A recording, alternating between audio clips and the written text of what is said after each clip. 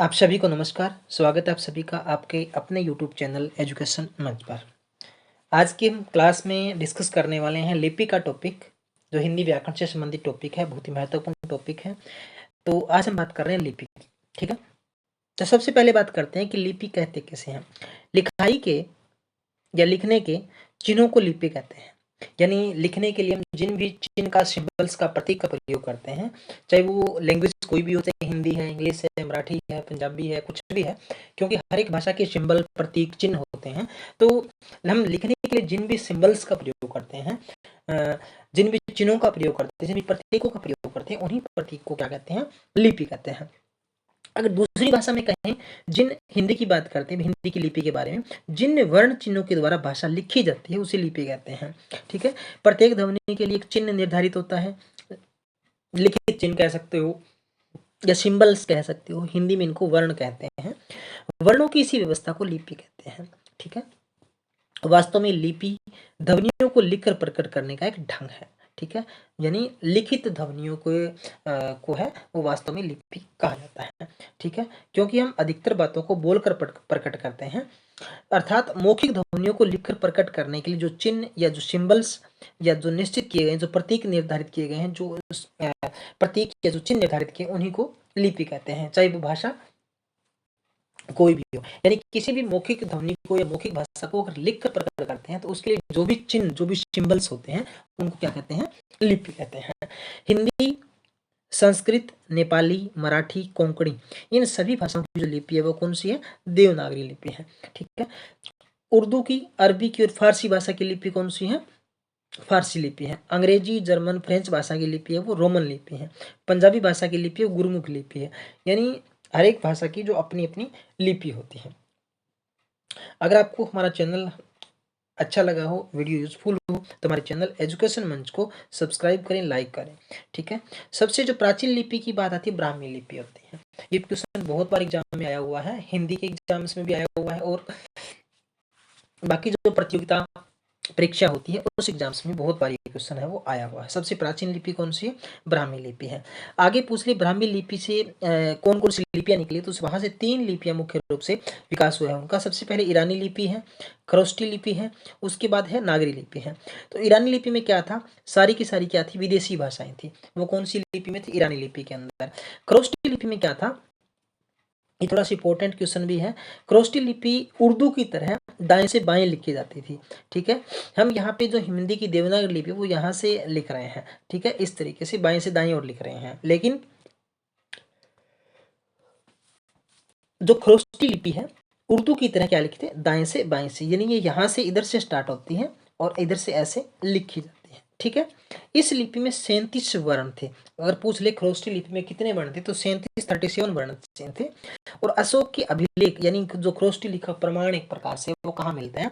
वो अशोक के अभिलेखों में खरोष्टी लिपि का प्रमाण है वो मिलते हैं, या अशोक के जो अभिलेख है वो कौन सी लिपि में थे? वो खरोष्टी लिपि में लिखे गए थे। अब जो खरोष्टी लिपि है उसको ज्यादा लोगों के द्वारा या विद्वानों के द्वारा ज्यादा पढ़ा लिखा नहीं गया, उस भाषा को समझा नहीं गया विद्वानों के द्वारा।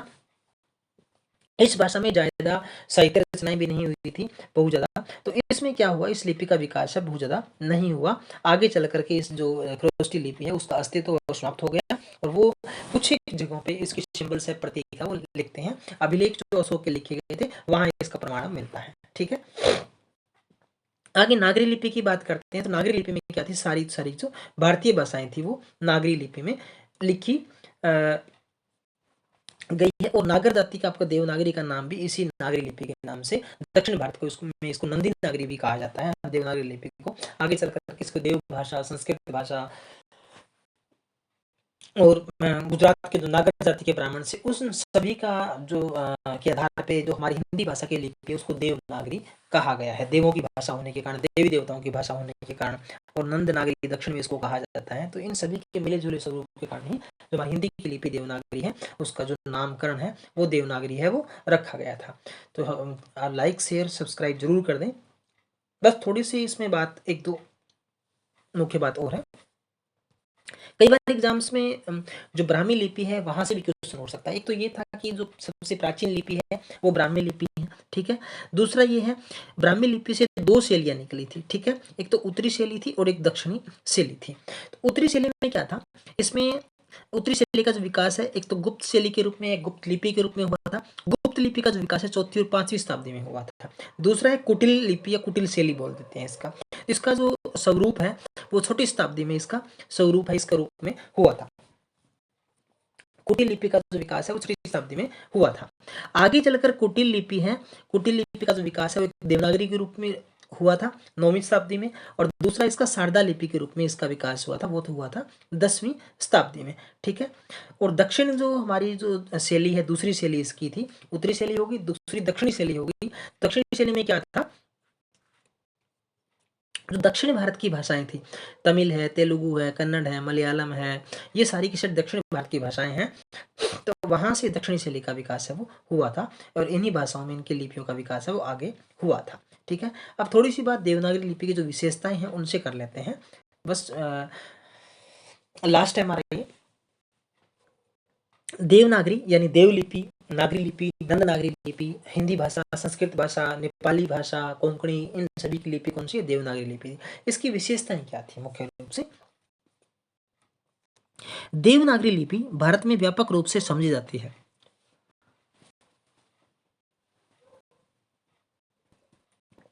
दूसरा, एक वैज्ञानिक लिपि है, ठीक है।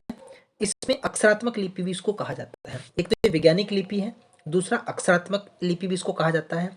इसकी विशेषता है बाएं से दाईं ओर लिखी जाती है। दक्षिण भारत में देवनागरी को नंदी नागरी के नाम से या नंद नागरी के नाम से जाना जाता है।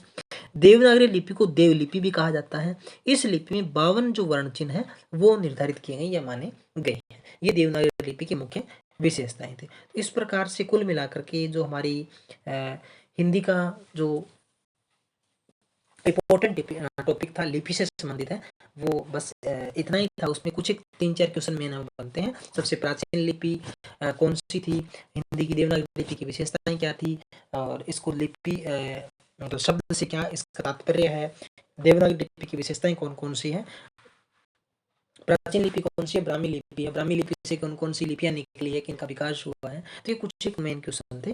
तो अगर आपको वीडियो यूजफुल लगी हो तो चैनल को लाइक करें, शेयर करें, और हमारे यूट्यूब चैनल को सब्सक्राइब जरूर करें। मिलते हैं नए वीडियो के साथ, नए टॉपिक के साथ। थैंक यू, नमस्कार।